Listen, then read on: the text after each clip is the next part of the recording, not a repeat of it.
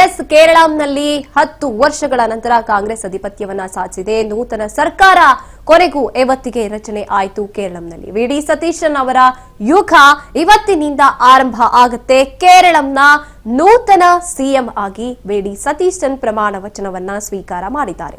ಇನ್ನು ಅವರ ಜೊತೆಗೆ 20 ಮಂದಿ ಶಾಸಕರು ಸಚಿವರಾಗಿ ಪ್ರತಿಜ್ಞಾವಿಧಿಯನ್ನ ಬೋಧಿಸಿದ್ದಾರೆ. ಇವತ್ತು ಕೇರಳಂನಲ್ಲಿ ನೂತನ ಸರ್ಕಾರ ರಚನೆಯಾಗಿದೆ. ವಿಡಿ ಸತೀಶನ್ ಯುಗಾರಂಭ ಇವತ್ತಿನಿಂದ ಕೇರಳಂನಲ್ಲಿ.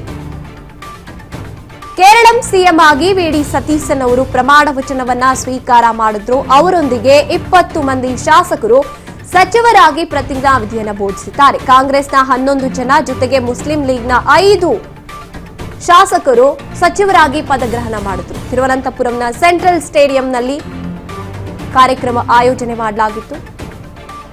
ರಾಜ್ಯಪಾಲ ರಾಜೇಂದ್ರ ಅವರು ಪ್ರತಿಜ್ಞಾವಿಧಿಯನ್ನ ಬೋಧಿಸಿದ್ರು.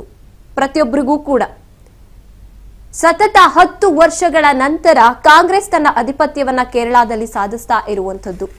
ಇನ್ನು 13ನೇ ಮುಖ್ಯಮಂತ್ರಿಯಾಗಿ ಕೇರಳಂನ ನೂತನ ಮುಖ್ಯಮಂತ್ರಿಯಾಗಿ ವಿಡಿ ಸತೀಶನ್ ಅವರು ಅಧಿಕಾರಕ್ಕೆ ಕಾಲಿಟ್ಟಿದ್ದು.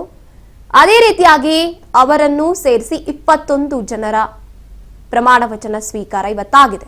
ಅದರಲ್ಲಿ 20 ಜನ ಶಾಸಕರು ಕಾಂಗ್ರೆಸ್ನಿಂದ ಬಂದಂತ 11 ಜನ ಜೊತೆಗೆ ಮುಸ್ಲಿಂ ಲೀಗ್ನ 5 ಜನ ಶಾಸಕರಿಗೆ സಚಿವ സ്ഥാന ಇವತ್ತು സിക്കിದೆ.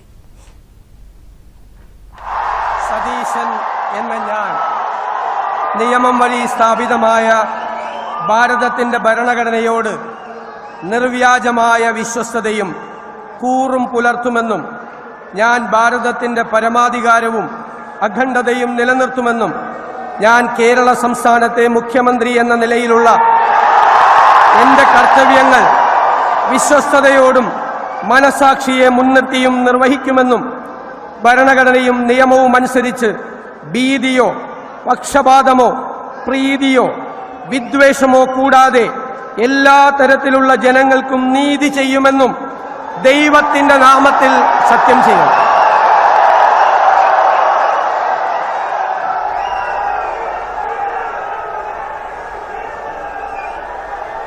ഞാൻ വടശ്ശേരി ദാമോദര മേനോൻ സതീശൻ എന്ന ഞാൻ